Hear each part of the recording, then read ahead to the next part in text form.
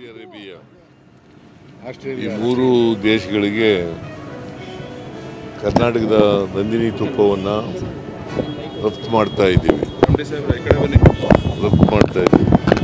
ಅಂದರೆ ತುಪ್ಪದ ಬೇಡಿಕೆ ಜಾಸ್ತಿ ಆಗ್ತದೆ. ದೇಶ ವಿದೇಶಗಳಲ್ಲಿಯೂ ಕೂಡ ಕರ್ನಾಟಕದ ತುಪ್ಪಕ್ಕೆ, ನಂದಿನಿ ತುಪ್ಪಕ್ಕೆ ಬೇಡಿಕೆ ಇದೆ. ಅದಕ್ಕೋಸ್ಕರವಾಗಿ ಕಳಿಸ್ತಾ ಇದ್ದೀವಿ.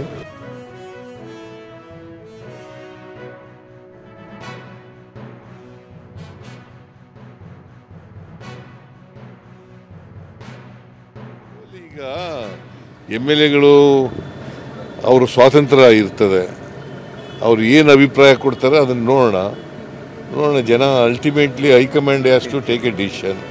ಹೈಕಮಾಂಡು ಏನು ಹೇಳ್ತದೆ ಹಂಗೆ ಕೇಳಲಿಕ್ಕೆ ನಾವು ಹೇಳ್ತೀವಿ. Ultimately to put a full stop to this confusion, the high command has to take a decision.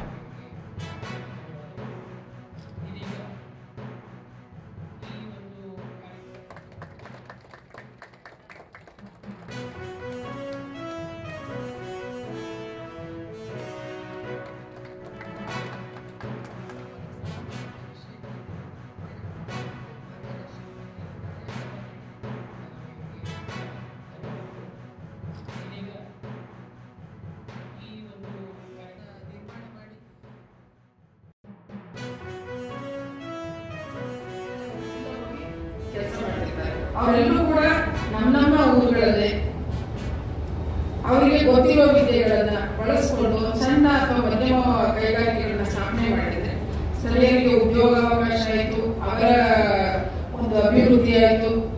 ಕೈಗಾರಿಕಾ ಕ್ಷೇತ್ರಕ್ಕೆ ನಮ್ಮ ಊರಿನ ಒಂದು ಕೊಡುಗೆ ಅನ್ನೋ ನಿಟ್ಟಿನಲ್ಲಿ ಸಣ್ಣ ಮತ್ತೆ ಮಧ್ಯಮ ಕೈಗಾರಿಕೆಗಳಿಗೆ ಇವತ್ತಿಗೂ ಕೂಡ ತುಂಬಾ ಅವಶ್ಯಕತೆ, ಅಗತ್ಯತೆ ಎರಡೂ ಕೂಡ ಇದೆ.